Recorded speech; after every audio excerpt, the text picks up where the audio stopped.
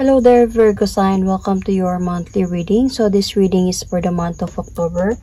Virgo, Sun, Moon, Rising, Venus. Virgo, hindi lahat ng Virgo maka-resonate sa reading na to. So takes what resonates and leave the rest. Cross watchers, pwedeng kayo to at hindi sila Virgo sign. So put yourself in a situation kung saan kayo naka-resonate. Virgo, if hindi kayo naka-resonate sa reading na to, please to check your other placements. Your Sun, your Moon, your Rising, your Venus sign, dahil pwedeng doon kayo maka-resonate at hindi dito.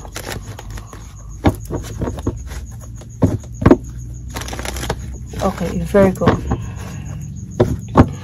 Virgo, love reading, month of October 2025. Virgo, Sun, Moon, Rising, Venus. Love reading, Virgo. Love reading, Virgo.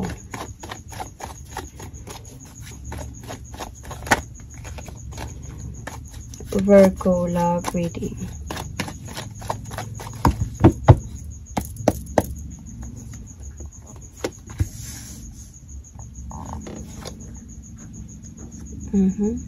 Okay.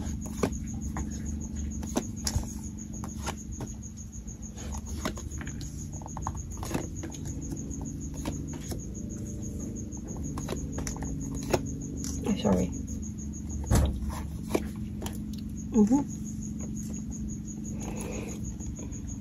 Okay.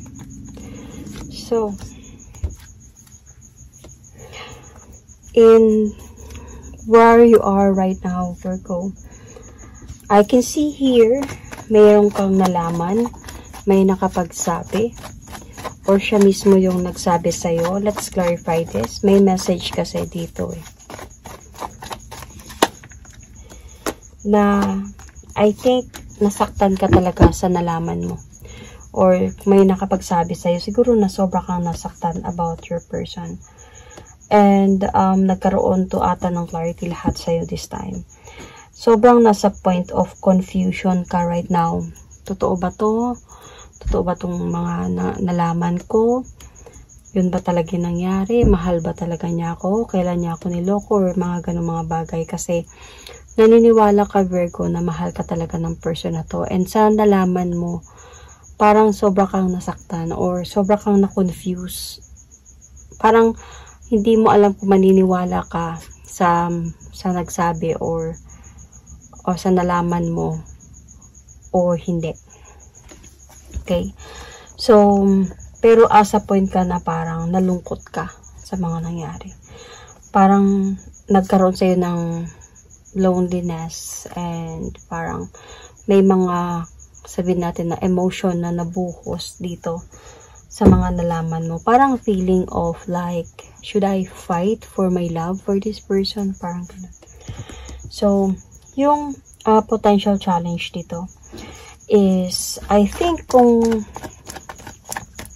let's clarify this. Kasi this is a memory. If this person do miss you, or how this person remember you. Let's see.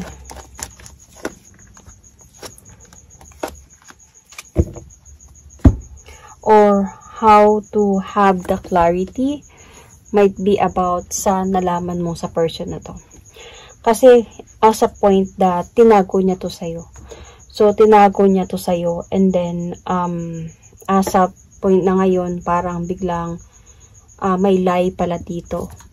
So, may unfaithfulness and lies pala dito sa relationship na to. So, parang nagiging challenge to sa'yo about gathering some clarity kung totoo ba to. Or sabihin na natin, kung ex man to, sila pa ba talaga? Nagkabalikan pa talaga sila? So, parang naging challenge sa inyo itong past person na to. Okay, so, nakikita ko dito kasi past person. So, parang naging challenge to sa inyo. So, what you need to focus on this time, let's see.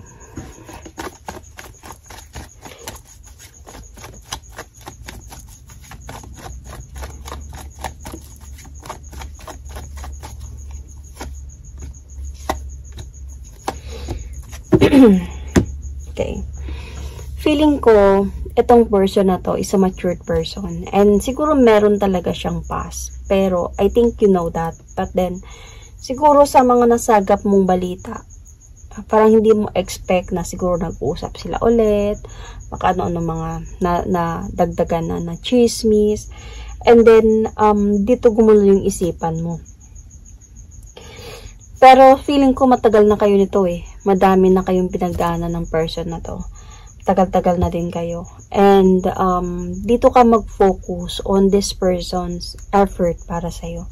Baga how this person is like, or how your relationship is improving or having that progress than sa makikinig ka sa mga nagsasabi sa'yo ng ito nakita namin si ganyan, or yan siya ganito, yan siya ganyan.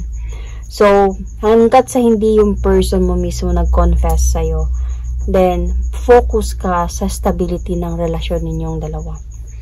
Okay? And also, gather some clarity as well. Kumbaga, para hindi maipit sa sitwasyon. Because your past here, okay, sa past ninyo, itong person na to, siguro feeling ko, noon, itong person na to is parang nagpahiwatig to siya na single siya or available siya.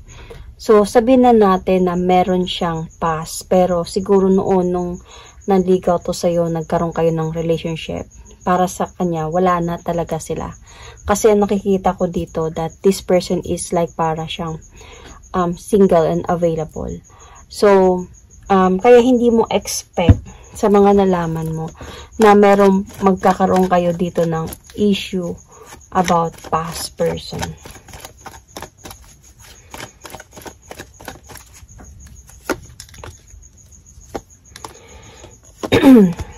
See, yung yung past nito kasi parang wala na sila, hindi na sila nag-uusap, and desidido na maghiwalay na, wala na. So, ito yung nangyari. Kaya parang nung nalaman mo na may issue na na parang nag-uusap ba sila ulit ng past niya, nagkabalikan ba sila ulit ng past niya, is parang na-surprise ka talaga doon. Hindi mo expected in a way. So, your strength here is really yung effort ng person mo dito. Yung nakikita mo sa kanya kung gaano kanya kamahal, kung gaano kayo na okay na magkasama, gaano kayo nag-share ng mga moments together. And ito yung hinawakan mo na strength para maniwala pa din sa pagsasama ninyong dalawa. Para maniwala pa din sa relasyon ninyo. So, in the near future, may nakikita pa din na mga potential na kumbaga hindi ka siguro madadala sa mga sinasabi ng iba. Siguro hanggat sa hindi galing sa person mo, hindi ka maniniwala, could be. Pero, magsisilbi na kasi yun sa'yo na parang minsan naiisip mo na yun. I just really don't know if you're going to talk to this person. And ask him, could be if ever kung totoo yun or hindi. Kasi in the near future, may nakikita naman ako dito na pag-aayos pa din sa inyo. Kumbaga, kayo pa din, together pa rin kayo. Kasi yun yung hawak mo na strength dito eh. Yung gaano ninyo tinutupad yung pagmamahalan ninyo sa isa't isa.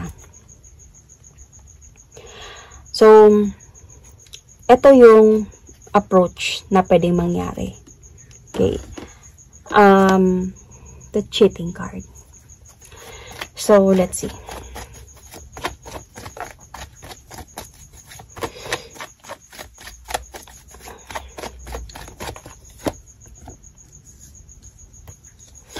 So, this will be this month of October or in the near future. Okay. Past person talaga yung involved dito. So, yung suggested approach or yung mga pwedeng mangyari in the near future, might be this month of August.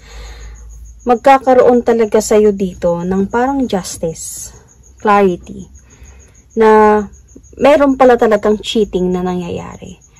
So, mag-focus, siguro ganito, hindi mo Virgo totally na ipapakita sa kanya yung papakita sa kanya agad na or magtatanong sa kanya agad na meron pa ba kayo ng ex mo. feeling ko magpapatuloy pa din ng pag-ayos ng relasyon ninyo. Magpapatuloy pa din yung relasyon ninyo. Kasi nakikita mo naman yung effort niya sa'yo na nandyan siya, nagmamahalan kayo, whatsoever. Pero hindi mo alam na meron pala talaga na nangyayari na cheating dito. That you thought that this marriage or this ex is already done. Pero feeling ko, they still have that connection to each other. Yung person mo kasi, parang meron pa rin parts sa kanya na nararamdaman pa siya para sa ex niya. Na kahit sabihin natin na okay naman yung pagsasama ninyong dalawa, or okay yung relasyon ninyong dalawa, might be LDR kayong dalawa, pero hindi mo nalalaman na meron pa pala silang connection ng past niya. Pero ang ano lang kasi dito, yung past niya kasi is, I think hindi na siya tinatanggap. Siguro kinakausap niya to, pero parang hindi na ata siya tinatanggap nito kasi parang gusto na ding mag-move on nung past niya. Pero they still have that connection. So, siguro yung nasagap mong balita, totoo yun na may nakita, siguro silang nag-usap pa sila, or nag-chat ba, or whatever. Pero hindi nila siguro totally alam kung bakit sila nag-usap. Anong dahilan ng pag-uusap nila. Sadyang napasa lang sa'yo yung chismis na nag-usap. So, what you need to know about this connection, so might be this will be in the near future, in the future, what you need to know, somebody will going to walk away emotionally from this relationship. So let's see why. Ito yung kailangan mong malaman.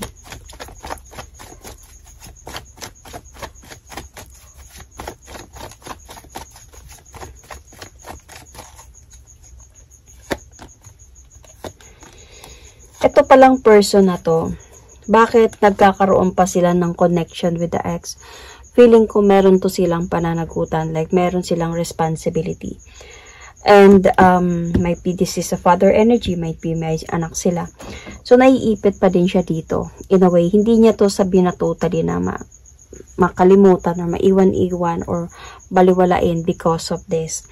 So there is a possibility na mabibigatan to siya sa problem talaga. Lalo na kung naghihinala ka na. So, lalo na kung may mga nalalaman ka na or baka nagtatanong-tanong ka na dito about them. So, parang mahihirapan to siya. Ang maganda lang, I don't know kung maganda ba or ang problema ba na matatawag ko dito. Kasi pwede kasi itong vice versa. Pwede to sa mga cross-watchers. Yung asawa niya or ex niya is hindi na siya tinatanggap. Ayaw na siyang tanggapin. Pero I think itong person na to, parang gusto niyang mangyari to para sa mga bata or sa bata or something, para, mabuo ulit yung family or something. So parang ayaw na siyang tanggapin. Hindi na tinatanggap yung offer niya kasi nga gusto nang mag-move on. Pero I think hindi lang to about sa responsibility na meron sila. Hindi pa talaga totally naka-move on yung person mo dito sa ex niya. So, feeling ko ang connection ninyong dalawa dito is LDR. Hindi to sabihin na yung nagkikita talaga. Kasi kung nagkikita kayo, pwede makapag-decide siya between you and the other person. Pero dito kasi, siguro nag-uusap kayo, okay yung relasyon ninyo kasi dito parang hindi mo expect na ganito yung mga nangyayari. Kasi hindi mo naman kasi nakikita yung kung ano talaga nangyayari sa kanya. Dahil sa parang asa point lang na pag nagme-message siya sa'yo, okay naman kayo. Pag tumatawag siya sa'yo, okay naman kayo. Kumbaga wala siyang sinishare, walang anything. So, feeling ko talaga itong relationship na to is LDR. And,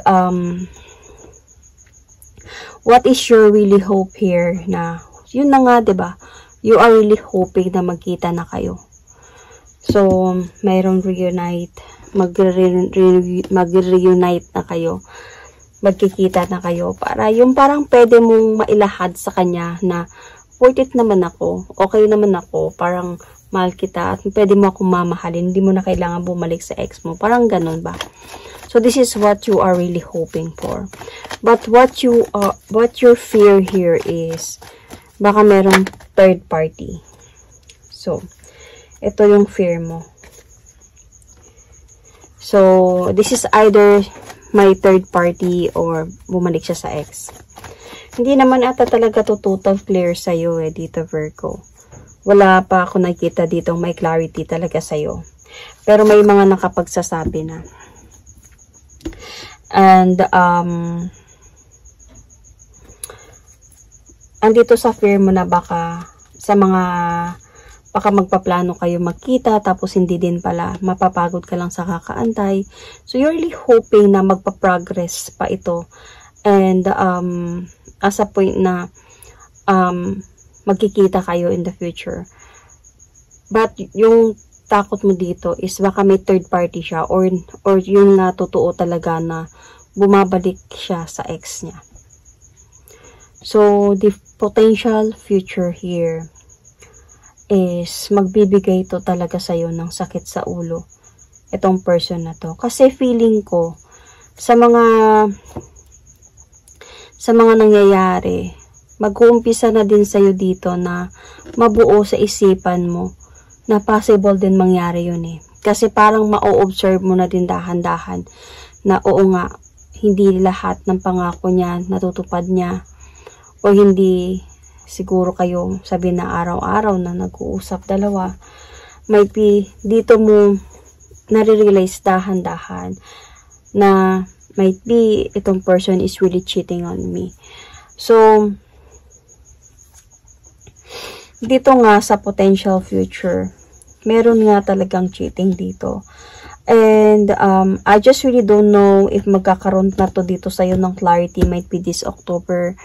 Kasi may justice dito And dahil sa sobrang focus mo din on gathering sa idea na hindi mo lang sinasabi sa kanya. And dito na siguro na magkakaroon sa'yo ng clarity could be for the approach na mangyayari this month of October or in the near future.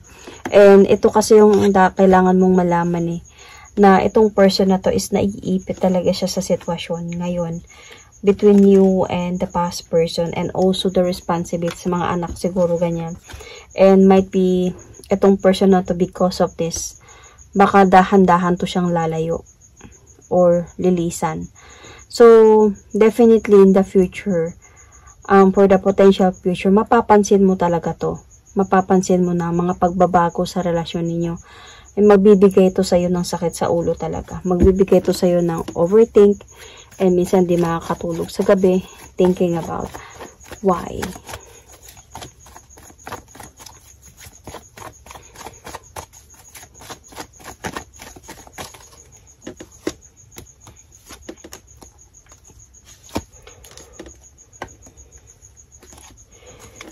And dito na sa point na parang makakaisip ka na dito na this person is really might be niloloko talaga ako nito. So, magkakaroon na dito ng mga parang hindi pagkakaunawaan and pag-aaway as well. So, see, dishonesty, deception, and so tricky. So, parang as a point na dito sa challenge ninyong na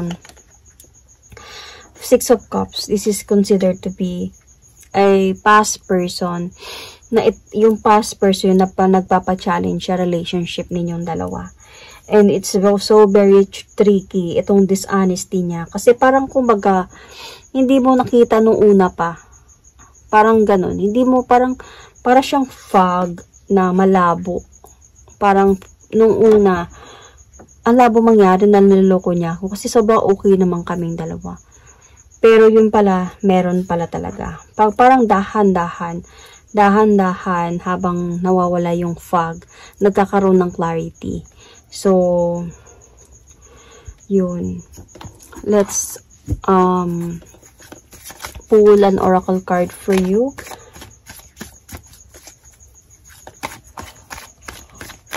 This is from Whisper of Love oracle card. Virgo, I love you. So these are a powerful words. Might be you really love this person. This is what you feel towards this person. Kaya, kumbaga, nung una, halos hindi mo nakikita. It's full of foggy. Kasi, parang asa point ka na, yung focus mo is yung pagmamahal mo para sa kanya at pagmamahalan ninyo. Yet, dahan-dahan nawawala yung fog, nagkakaroon ng clarity ang lahat. Lalo na nung parang may dumaan. Di ba pag may dudaan sa fog, parang magkakaroon ng mai-scatter yung fog. So, pag nung dumaan na yon is yung chismis could be or yung narinig mo about the past person. Parang bigla yung dumaan at biglang parang lumawanag ng konti hanggat sa pinaliwanag mo.